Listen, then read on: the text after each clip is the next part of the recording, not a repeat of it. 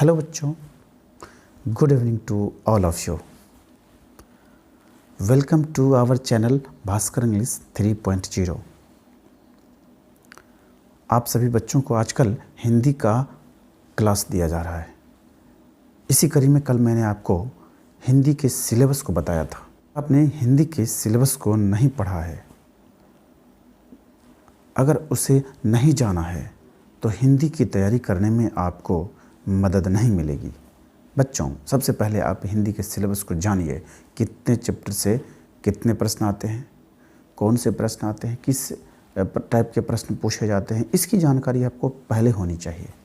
अगर आपने उसकी जानकारी नहीं हासिल की है तो आपको हिंदी तैयारी करने में मदद नहीं मिलेगी।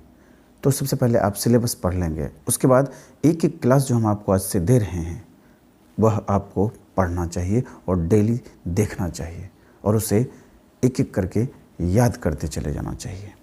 तो आइए इसी कड़ी में हिंदी दिगंत भाग 2 के प्रथम चैप्टर को हम लोग पढ़ते हैं। तो सबसे पहले बातचीत की चर्चा हम आपको करना चाहेंगे। बातचीत, जिसका लेखक है बालकृष्ण भट्ट। आइए सबसे पहले लेखक का परिचय जानते हैं। बच्चों, किसी भी हिंदी के पाठ में उसके लेखक का परिचय से संबंधित प्रश्न जरूर पूछे जाते हैं। तो पहले आप शॉर्टकट, पहले आप बड़े ही कम शब्दों में, कम पंक्तियों में उसके परिचय को जान लीजिए। तो आइए, बालकृष्ण भट्ट का जन्म इलाहाबाद में 23 जून 1844 को हुआ था। कितने? तो 23 जून 1844 को।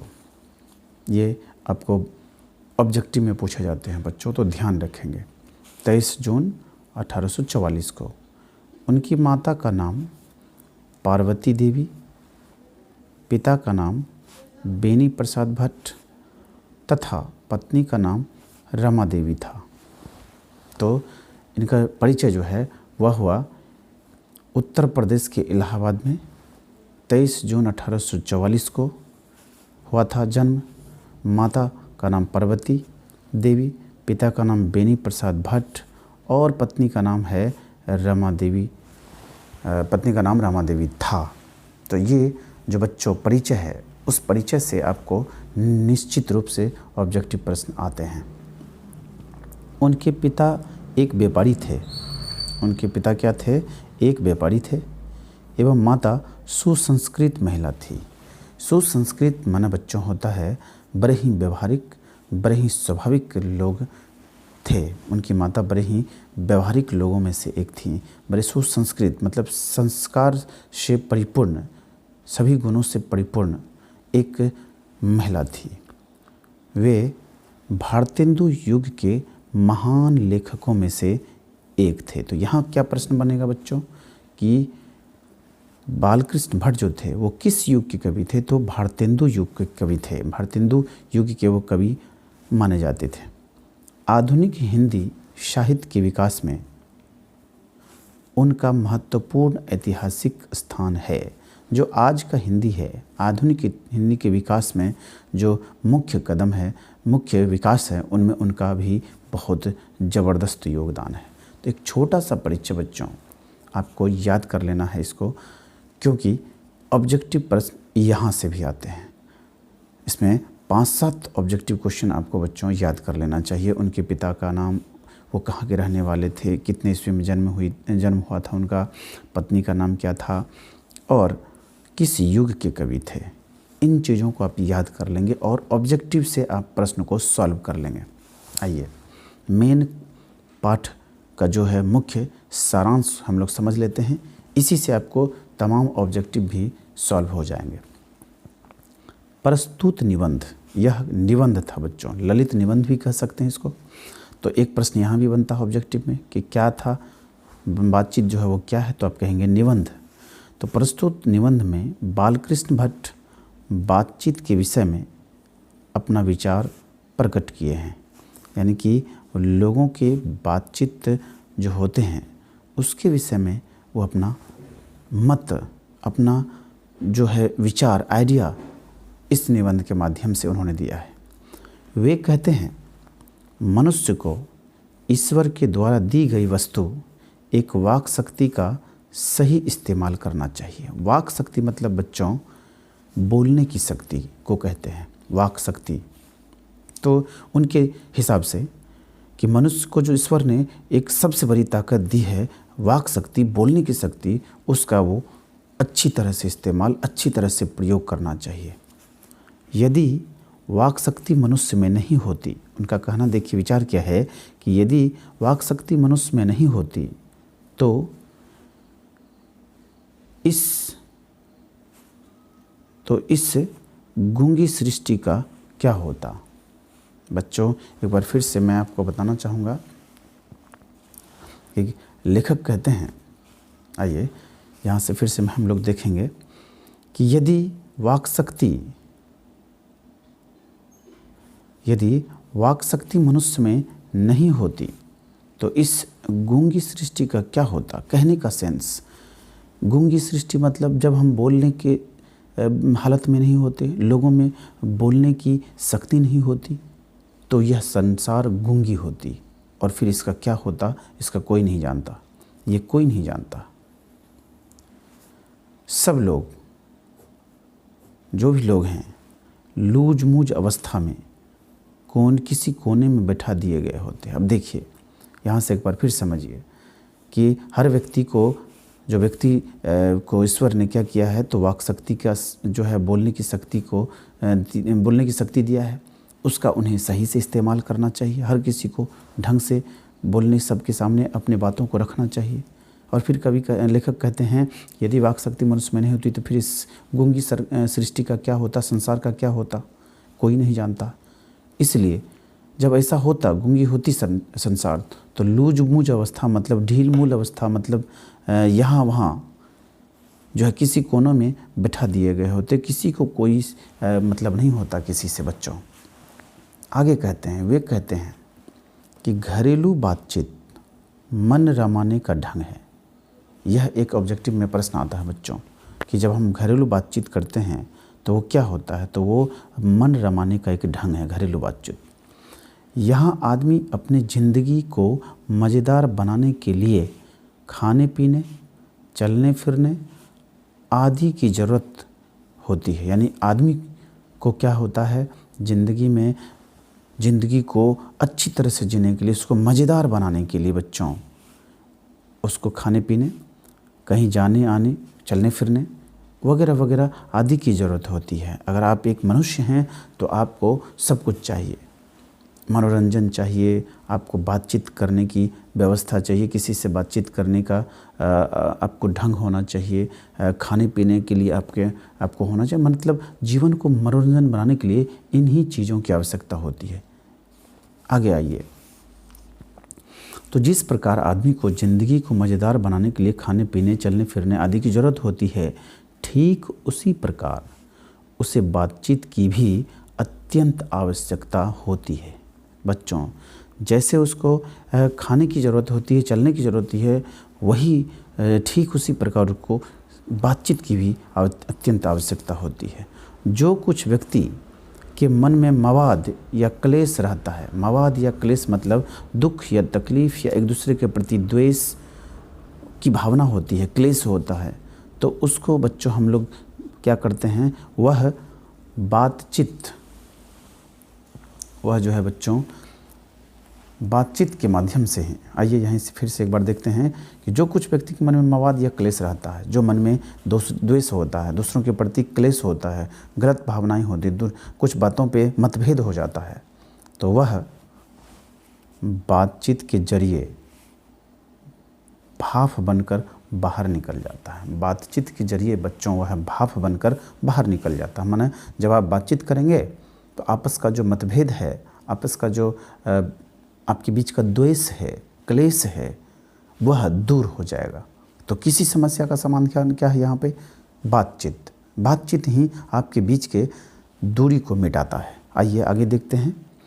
इससे इससे जो आपका मन है हल्का और स्वच्छ हो जाता है एवं वह परम परम आनंद में मग्न हो जाता है। तो बच्चों, बड़ा ही सुंदर बात यहाँ पर कहा गया है बालकृष्ण भट्ट के द्वारा कि आपके बीच में कोई क्लेश आ जाए, कोई द्वेष आ जाए, तो आप बातचीत करके उसको सॉल्व कर सकते हैं। और जब बातचीत करेंगे तो आपके मन का जो भारीपन है वह आपको हल्का हो जाता है और मन स्वच्छ हो जाता है और मन को परम आनंद की प्राप्ति होती है। वो उससे अच्छा लगता है, उससे बढ़िया लगता है, उससे सुंदर लगता है।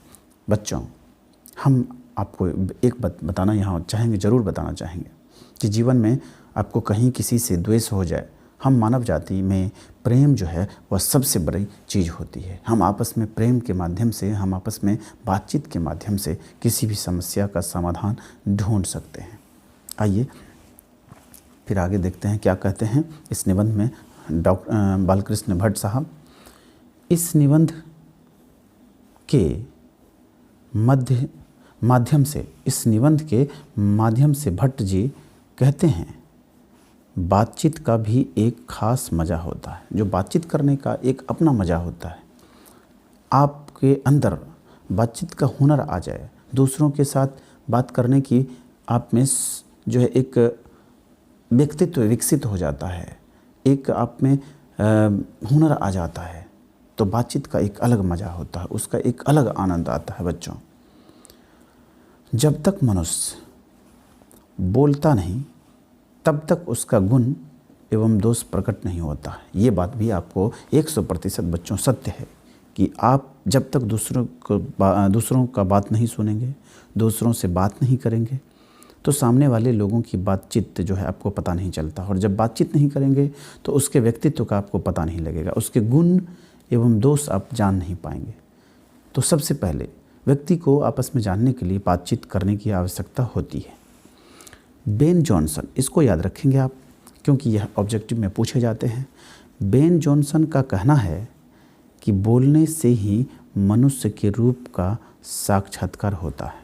साक्षात्कार मतलब होता है उसके रूप का जो है सामने, उसका रूप का, उसके असली चीज़ों का जो है गुण हो या दोष हो वो आपके सामने आता है। इसलिए बच्चों, बेन जॉनसन का यह ऑब्जेक्टिव आप निश्चित रूप से याद कर लेंगे कि उनका कहना है कि बोलने से ही मनुष्य के रूप का साक्षात्कार होता है। जब तक मनुष्य आपस में बोलेंगे नहीं, जब तक मनुष्य आपस में बातचीत नहीं करेंगे, तो उनके बीच की जो दूरियां हैं वह कैसे मिटेगी, आपस में एक दूसरे की बातें कैसे सामने आएंगी। तो सबसे सरल उपाय है कि आप बातचीत करें। आइए नेक्स्ट देखते हैं बच्चों। उनका कहना यह भी है कि 4 से अधिक की बातचीत केवल राम रमोवल कहलाती है। जब 4 से अधिक की बातचीत हो जाती है तो एक राम रमोवल मतलब होता है मनोरंजन, आपस में हंसी ठहाके मजाक की व्यवस्था, मजाक हो जाता है जब 4 या उससे अधिक लोग बातचीत करते हैं। तो यूरोप के लोगों में बातचीत के हुनर को आर्ट ऑफ कन्वर्सेशन कहते हैं। आर्ट ऑफ कन्वर्सेशन, कन्वर्सेशन मतलब बच्चों वार्तालाप और आर्ट मीन्स कला। तो वार्तालाप की कला, बातचीत करने की कला जो है यूरोप में कहा जाता है, बातचीत को कहा जाता है आर्ट ऑफ कन्वर्सेशन। इस पर भी क्वेश्चन बच्चों आते हैं, इसको भी आप याद रखेंगे, आर्ट ऑफ कन्वर्सेशन।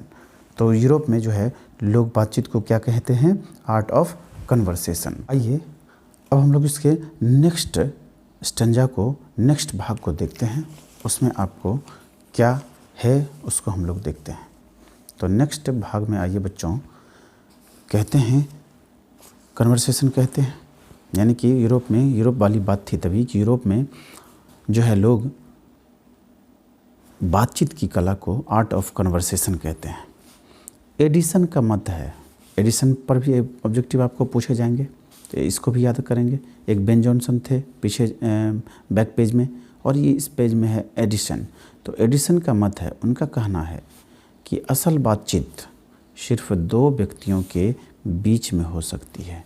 जो असली बातचीत होती है, जो वास्तविक बात होती है, वह वास्तव में 2 व्यक्ति के बीच होती है। 2 व्यक्तियों के बीच के कन्वर्सेशन को, वार्तालाप को बातचीत कहते हैं बच्चों। इसको आप सबसे ज़्यादा याद रखेंगे। असल बातचीत 2 व्यक्तियों के बीच में होती है। फिर देखिए, इसका तात्पर्य या इसका अर्थ यह है कि जब दो आदमी या दो व्यक्ति होते हैं तभी अपना दिल एक दूसरे के सामने खोलते हैं, अर्थात अपने दिल की बात दो व्यक्ति के बीच में ही शेयर होता है। जब वह 4, 5, 10, 20, 50 व्यक्तियों के बीच में होते हैं तो वो बातचीत नहीं होती है, वो राम रमोवल अर्थात मनोरंजन अर्थात मजाक की बातें चलने लगती है बच्चों।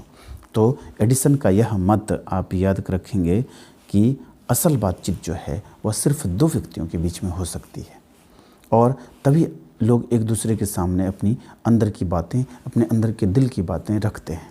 आइए आगे देखते हैं कि जब 2 से अधिक व्यक्ति हुए, लोग हुए, तो वह 2 की बात कोसों दूर हो जाती है, यानी कि जो असली बातचीत है वह कोसों दूर हो जाती है, वह बातचीत कहलाती ही नहीं है। अधिक लोग होते हैं तो मनोरंजन या मजाक बन जाता है। 2 बुढ़ियों की बातचीत, 2 बूढ़ी माताओं के बीच की जो बातचीत होती है बच्चों का मुख्य प्रकरण बहू बेटी वाली होती है। तो निश्चित रूप से 2 बूढ़ी औरत जब पास में होती हैं तो आपस में 2 जो लोग होते हैं वो आपस में क्या करती हैं, बूढ़ी लोग अपने बहू बेटी के विषय में चर्चा करते हैं। 2 बूढ़े लोग होते हैं तो अपने बेटों का शिकायत लेकर आ जाते हैं। वो बातचीत आपको प्रायः 2 व्यक्तियों के बीच में ही देखने को मिलता है। उनके बीच अपने बहुओं या बेटों के गिला शिकवा होते हैं या होंगे। तो बच्चों इसका मतलब हुआ कि चाहे बूढ़े व्यक्ति हो या बूढ़ी औरत हो, आपस में अपने गिला शिकवा को शेयर करते हैं। आइए अंत भाग में हम लोग बातचीत में चलते हैं। अंत में बच्चों लेखक यह भी कहते हैं कि सबसे उत्तम प्रकार की बातचीत करने का यही तरीका है कि हम स्वयं से बात कर लिया करें। हम किससे बात कर लिया करें? स्वयं से बात कर लिया करें, अपने आप से बात कर लिया करें। वो अपने आप से स्वयं से बात करने की प्रक्रिया को बच्चों सबसे सुंदर और सबसे अच्छे बातचीत कहा गया। कहें बालकृष्ण भट्ट साहब, एक बार फिर से समझिए, उत्तम प्रकार की बातचीत किसको कहा? स्वयं से बात करने को, खुद से बात करने को, अपने आप से बात करने को। कि कभी कभार हमें खुद से बात करना चाहिए कि हम क्या कर रहे हैं, कहाँ जा रहे हैं, हमें क्या करना था, क्या कर रहे हैं। आप आपस में मंथन करिए, अपने मन में मंथन करिए, क्या करने आए थे और क्या कर रहे हैं, क्या करना चाहिए, क्या नहीं करना चाहिए। ये स्वयं से कभी कभार बात करना चाहिए और ये उत्तम प्रकार की बातचीत कवि बालकृष्ण भट्ट साहब ने कहा है। हम अपने आप अंतर्लाप कर लिया करें, यानी कि बातचीत का एक और तरीका वो बताएं कि अंतर्लाप मीन्स अंदर, यानी स्वयं से, आत्मा से आप बात कर लिया करें। अपने आप अंदर देखें, उनको समझें कि हम क्या हैं, हमें कैसे व्यवहार करना चाहिए लोगों के साथ। बातचीत करिए, खुद से बातचीत करने को उन्होंने उत्तम बातचीत कहा है। बच्चों हमारी भीतरी मनोवृत्ति प्रतिक्षण नए नए ढंग दिखाया करती हैं। तो जो अंदर की मनोवृत्ति होती है, मन की स्थिति होती है, वो हमेशा आपको नए प्रतिक्षण मतलब होता है हर क्षण वह नया नया ढंग दिखाया करती है। कभी ये काम करने को, कभी वो काम करने को, कभी मतलब मन आपका स्थिर नहीं रहता है। मन को स्थिर करने के लिए बच्चों योगा और मेडिटेशन की आवश्यकता होती है। आप मेडिटेशन करेंगे, आप योगा करेंगे, आप 10 मिनट 5 मिनट मन में बैठ करके भगवान को याद करेंगे, अल्लाह को याद करेंगे, तो निश्चित रूप से आपका मन आपके अनुसार चलने की कोशिश करेगा। आइए आगे देखते हैं। क्या है कि अवाक रहकर मतलब चुप रहकर, यानी कुछ नहीं बोले, अवाक रहकर, चुप रहकर अपने बातचीत करने का यह साधन यावत साधनों का मूल है। यानी कि जो सभी साधनों का मूल क्या है, सभी चीज़ों का जो मूल है वह है अवाक रहना, यानी चुप रहना। शक्ति साधनों का मूल है, शक्ति परम पूज्य मंदिर है। यानी कि जो आपको अवाक रहना जो है वह बातचीत करने का यह साधन यावत साधनों का मूल है, शक्ति परम पूज्य मंदिर है, शक्ति जो है वो परम पूज्य मंदिर है एवं परमार्थ का एक सोपान है। परमार्थ मतलब होता है अंतिम चरण को, परमार्थ को पा जाना, परम अर्थ में चले जाना, परम आनंद को प्राप्त करना, परमार्थ। तो परमार्थ का एक सोपान है, एक उसका पाने का एक तरीका है बच्चों। तो परमार्थ में जाने के लिए, परम आनंद को पाने के लिए आप में अवाक रहने का गुण होना चाहिए, आप में चुप रहने का गुण होना चाहिए। जहाँ ज़रूरत नहीं है वहाँ नहीं बोलना चाहिए, जहाँ ज़रूरत है वहाँ अपने वाक शक्ति का प्रयोग करना चाहिए। ये बच्चों आपको सबसे सुंदर और सबसे उचित उपाय है। जहाँ ज़रूरत है बोलें, जहाँ ज़रूरत नहीं है वहाँ नहीं बोलें। तो ये बच्चों वाक शक्ति की जो है एक ज़बरदस्त आपको चैप्टर है। आपको निश्चित रूप से इस वीडियो को बार बार देखना चाहिए और इसमें से क्वेश्चंस जब आपको पूछे जाते हैं तो वो आपको याद करना चाहिए। इसमें से आपको ऑब्जेक्टिव भी बहुत सारे प्रश्न आपको सॉल्व हो जाएंगे। नेक्स्ट वीडियो में बच्चों मैं ऑब्जेक्टिव प्रश्न को लेकर के आऊँगा इस पर, और फिर नेक्स्ट चैप्टर लेकर के आऊँगा। और कुछ दिनों के बाद आपको इस चैप्टर से या जितने भी चैप्टर्स पढ़ाए जाएंगे उस पर आपको नोट्स भी मिलेंगे, उस पर आपको मटेरियल भी मिलेंगे, ताकि आप घर पर उसको बार बार पढ़ सकें। लेकिन पढ़ने से ज़्यादा सुनने से याद आता है बच्चों। आप जितना पढ़ते हैं उससे कहीं ज़्यादा सुनते हैं तो उसमें आपको याद आता है और याद होता है। इसलिए आज बस इतना ही हम आपको बताएंगे। अगले वीडियो में बच्चों मैं इसका जो ऑब्जेक्टिव प्रश्न होंगे उसको लेकर के आऊँगा। आप उसे देखेंगे और उसे याद करते चले जाएंगे। आज बस इतना ही, मुझे आज्ञा दीजिए।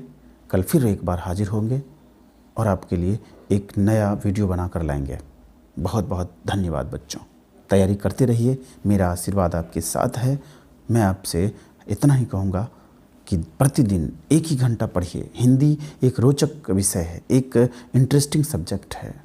1 ही घंटा पढ़िए, लेकिन पढ़िए, अवश्य पढ़िए। 1 से सवा महीना में आपकी तैयारी उतनी हो जाएगी कि आपको एक अच्छा अंक हिंदी में प्राप्त होंगे। मेरा निश्चित रूप से विश्वास है। बहुत बहुत धन्यवाद बच्चों।